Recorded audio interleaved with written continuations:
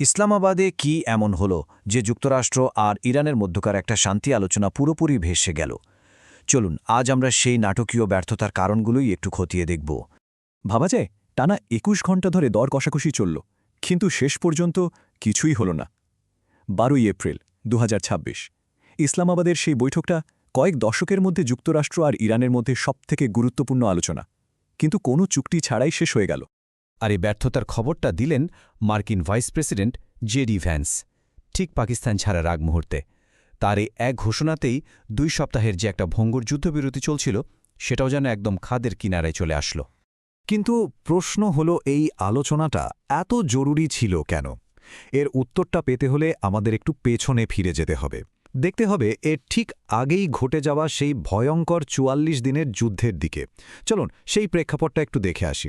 দেখুন, ঘটনার শুরু কিন্তু হয়েছিল একটা বড়সড় ধাক্কা দিয়ে। ২৮শে ফেব্রুয়ারি মার্কিন ইসরায়েলি হামলায় নিহত হলেন ইরানের সর্বোচ্চ নেতা আয়াতুল্লাহ আলী খামেনি। আর তারপর সংঘাতটা দাবানলের মতো ছড়িয়ে পড়ল, একটা বহুমাত্রিক যুদ্ধে রূপ নিল, যার শেষটা হল হরমুজ প্রণালীর মতো একটা ভাইটাল জলপথ অবরোধের মাধ্যমে। আর এই যুদ্ধের মানবিক মূল্য, সেটা ছিল এক কথায় ভয়ঙ্কর। আলোচনা যখন শুরু হচ্ছে তার আগেই জাতিসংঘের রিপোর্ট বলছে শুধু ইরানের ভেতরেই ২১শোরও বেশি সাধারণ মানুষ প্রাণ হারিয়েছেন।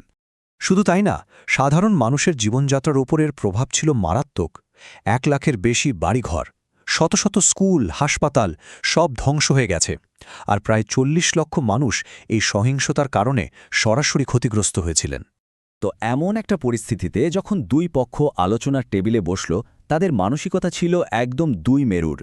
আর তাদের এই দৃষ্টিভঙ্গির পার্থক্যটাই কিন্তু এই আলোচনার ব্যর্থতার একটা বড় কারণ ছিল।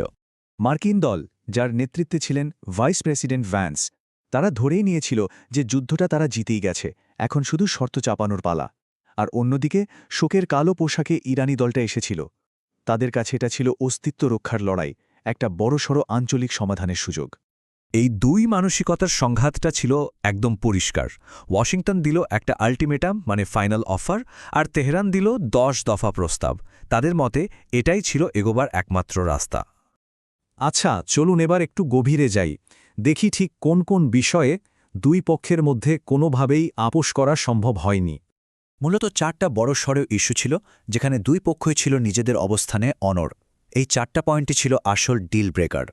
পারমাণবিক কর্মসূচি থেকে শুরু করে হরমুজ প্রণালীর নিয়ন্ত্রণ, আঞ্চলিক সংঘাত থেকে নিষেধাজ্ঞা, মানে দেখুন, প্রত্যেকটা গুরুত্বপূর্ণ বিষয় তাদের অবস্থান ছিল আকাশ পাতাল তফাত।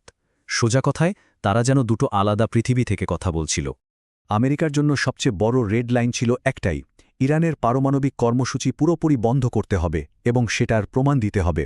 ভাইস প্রেসিডেন্ট ভ্যান্সের ভাষ্যমতে ইরান এই নিশ্চয়তা দিতেই রাজি হচ্ছিল না, আর এটাই ছিল আলোচনার প্রধান বাধা।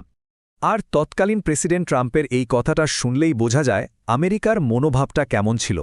তারা মনে করছিল ইরানের হাতে আন্তর্জাতিক জলপথ ব্যবহার করে ব্ল্যাকমেইল করা ছাড়া আর কোনো তাসই নেই। তারা আসলে খুবই দুর্বল একটা অবস্থানে আছে। আলোচনা তো ভেস্তে গেল, কিন্তু এর পরেই পরিস্থিতি আরও জটিল আর বিপজ্জনক হয়ে উঠল। এখন আসল প্রশ্নটা হলো, এর পর কি? আর এর জবাবটা আসলো খুব দ্রুত। প্রেসিডেন্ট ট্রাম্প সাথে সাথেই মার্কিন নৌবাহিনীকে নির্দেশ দিলেন হরমুজ প্রণালী অবরোধ করার জন্য, মানে যে জলপথ ইরান নিয়ন্ত্রণ করছিল ঠিক সেখানেই অবরোধ। এটা কিন্তু একটা সরাসরি নৌ সংঘাতের পরিস্থিতি তৈরি করে দিল। এটা যে কত বড় একটা ঝুঁকির খেলা তা ভাবলে অবাক হতে হয়, কারণ এই হরমুজ প্রণালী দিয়েই তো সারা বিশ্বের প্রায় ২০% তেল সরবরাহ হয়। আর জাপানের মতো মার্কিন মিত্রদের জন্য তো এটা জীবনমরণ প্রশ্ন। তাদের ৭০% তেলই তো আসে এই পথে। তো বিশ্লেষকরা এখন কি বলছেন? তারা বেশ কয়েকটা ভয়ঙ্কর পরিণতির কথা তুলে ধরছেন, যেমন নতুন করে বড় আকারের বিমান হামলা শুরু হতে পারে, হরমুজের সরাসরি নৌযুদ্ধ বেঁধে যেতে পারে, অথবা এমন একটা লম্বা যুদ্ধ শুরু হতে পারে যা পুরো বিশ্ব অর্থনীতিকেই নাড়িয়ে দেবে। তাহলে শেষ পর্যন্ত কি দাঁড়ালো?